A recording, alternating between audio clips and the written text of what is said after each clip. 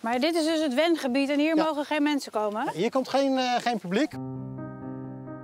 In dit uitgestrekte landschap lopen 3 soorten grazers. Wisente, Taurolse en Exmoor-ponies. De ponies laten zich direct zien. Ze zijn wel heel mooi, zeg. Het zijn mooie dieren die hier goed bij het gebied passen. Ja, Exmoor-pony kan zelfstandig buiten zijn veulens krijgen. Ja. Kan goed overweg met een schraaldieet van natuurlijk voedsel. Ja. Zoeken die droge graslanden graag op. En daarmee creëren een soort openheid in die grasmat. En als je ook gewoon hier naar beneden kijkt... eigenlijk zie ik heel weinig gras, maar ik zie tal van kruiden, bloemen.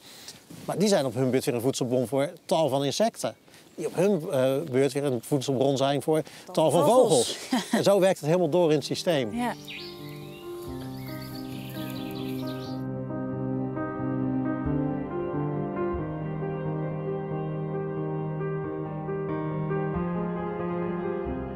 Elke grazer heeft zijn eigen kwaliteiten. Een paard houdt van wat schalenvoedsel, dat is wel echt een grazer.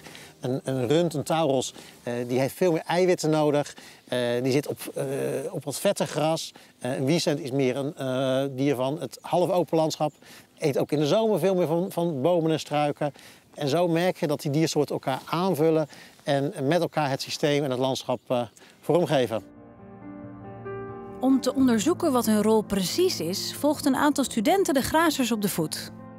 Dat is Jetske? Ja, Jetske is onze studenten. Die is bezig om het terreingebruik van de grazers in beeld te brengen. En dat doet ze eigenlijk met een vaste methode door om de 5 minuten van alle dieren die ze ziet op te schrijven wat ze aan het doen zijn. Zijn ze aan het grazen? Zijn ze aan het rusten? Hey Jetske. Hoi. Ik wou zeggen, wat een luizenbaantje tot ik hoorde wat je moest doen. Elke 5 minuten opschrijven. Elke 5 minuten? Ja. Ik heb elke keer zit ik bij een andere groep, dus ik verdeel het een beetje. Want ik doe ook de Taurus en de Wisent hier in het gebied. Ja. En hier staan alle verschillende gedragingen. Dus bijvoorbeeld... Kijk, mag ik even dat? Dan pak ik het zo. Liggen, lopen, grazen, staan. Exmoor-pony, Wisent, Taurus, activiteit. Ja, en dan op het achterste blad staan ook nog. Liggen, staan, lopen, fourageren, rauzen. Wat is dat? Ja, dat is eigenlijk bijvoorbeeld stieren tegen elkaar. Een beetje rangorde gedrag vertonen, met de poten in het zand schrapen. Dat rauzen is belangrijk voor het gebied. Door het driftige schrapen van de poten en het rollen over de grond zorgen ze voor dit soort open plekken. Dit gewoon hier van die open plekken die ze eigenlijk gebruiken om een zandbad te nemen. Om insecten, parasieten uit hun vacht kwijt te raken. Er is een stier geweest, die stond hier. Hij moest eventjes imponeren. Hij moest laten zien, kijk eens hoe groot en hoe sterk ik ben. Ja. Gaat met die kop lopen graven, gaat draaien, schraapt die bodem open. En pionierplantsoorten die van warmte houden, die van droogte houden, die kunnen zich daar nu weer in vestigen.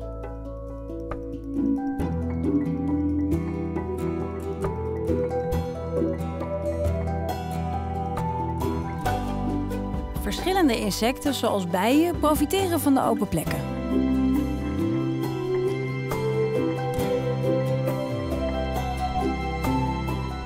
Deze wespenbij komt net naar buiten en maakt nu een paar rondjes, zodat ze straks haar holletje feilloos kan terugvinden.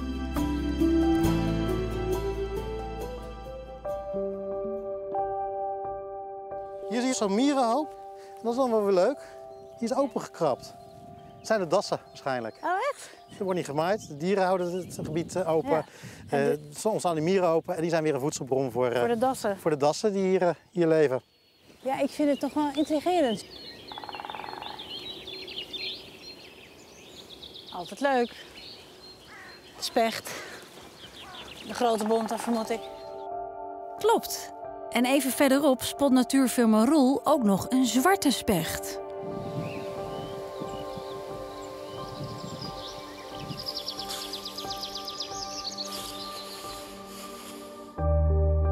Nu willen we nog de Wisent zien. Sporen genoeg. Hier zie je heel simpel dat gewoon de takken eruit gegeten zijn. Nou ja, gewoon lekker afgeknaagd. En wat de Wisenten ook graag doen is bijvoorbeeld de kop gewoon tussen de takken steken en dan lekker met de kop draaien. Dan krijg je als het ware een beetje een verlegdwerk. En waarom ze dat doen, dat weten we niet precies. Maar we zien het bij berk en onder andere bij Amerikaanse vogelkers gebeuren. Dat het te maken heeft met oliën, sappen die in de bladeren zitten. Die dan misschien insectenwerend zou kunnen werken. Maar dat is een theorie, dat weten we niet zeker. Maar onbewust houden ze zo ook die berk in toom dat hij dus niet het hele stuk gaat overwoekeren. Hier zie je een stammetje Nou, die is er gewoon uitgeduwd. Waarschijnlijk gewoon een stier die lekker even macho wil zijn. En hem omver duwt. Want hij valt niet spontaan om. Nee. De bedoeling is dat de Maashorst zich uiteindelijk kan redden zonder ingrijpen van de mens. Net zoals dat vroeger ging. Wat we hier doen is niet zeggen van hier moet dat groeien, hier moet dat groeien. Nee, dit proces willen wij opstarten. Het proces van begrazing, het proces van waterdynamiek. Ja. Ontbrekende bomen- en struiksoorten zijn hier ingebracht als zaadbron, maar moeten uiteindelijk zichzelf verspreiden. Dus we starten de motor op, ja. Maar die motor moet uiteindelijk zorgen dat het gebied zelf zich kan ontwikkelen en zich in stand kan houden. Oh, kijk.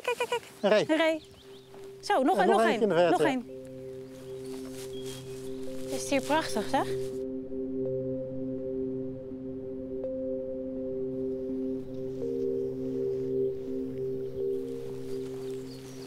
Zie je, Roland? Kom kijken, er liggen de wiesenten. Oh, kijk nou. Ze zijn lekker in de schaduw gaan liggen. Het zijn wel echt indrukwekkende dieren. Ja. En juist met die wiesenten merken we dat ze veel meer het bos gebruiken. Ja. Niet alleen om af te koelen, maar ook om zomers in te grazen, te eten enzovoort. De wiesent is een internationaal bedreigde diersoort. We zitten nu op iets meer dan 7000 wiesenten wereldwijd. Alleen vergelijk dat met de Afrikaanse zuidelijke zwarte neushoorn, met de tijgers. Daar hebben we er veel meer van in de wereld. Dit dier is gewoon zeldzamer als die andere twee diersoorten. Hoewel het geen doel is van het project, dragen we wel bij uiteindelijk aan de internationale bescherming en het voortbestaan van de soort.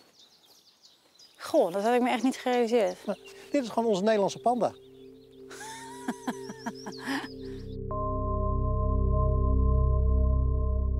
Er staat er eentje, die is opgestaan.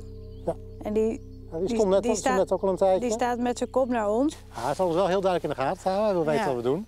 Maar hij is wel alert, hè? Ja, ze zijn wel alert, maar dat hoort bij een wilde diersoort. Die hoort zijn omgeving in de gaten houden. Er staat er nog eentje op, die is best wel groot.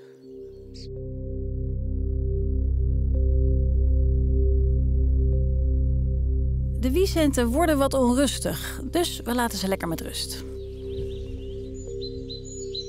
Het team is net weg en ze vertelde mij dat hier aan het pad, einde van het pad, de wiesenten zitten. En nu kom ik er dus achter dat ze ook daar zitten. Er zitten er 2 heel dichtbij. Je ziet ze gewoon helemaal niet zo gecamoufleerd zijn ze. Maar het zijn dus 2 grote mannetjes.